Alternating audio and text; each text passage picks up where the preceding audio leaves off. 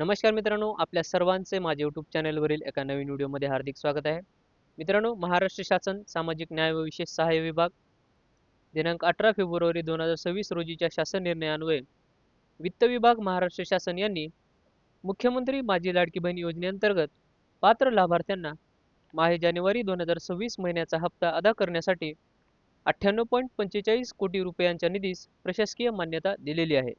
यामुळे मुख्यमंत्री माझी लाडकी बहीण योजनेमधील पात्र लाभार्थ्यांना पुढील हप्ता लवकरच त्यांच्या खात्यावरती जमा होण्याची शक्यता आहे. मित्रांनो, वित्त विभाग महाराष्ट्र शासन यांनी मुख्यमंत्री माझी लाडकी बहीण योजनेमधील पात्र लाभार्थ्यांना माहे जानेवारी 2026 महिन्याचा हप्ता अदा करण्यासाठी 98.45 कोटी निधीस प्रशासकीय मान्यता दिलेली आहे.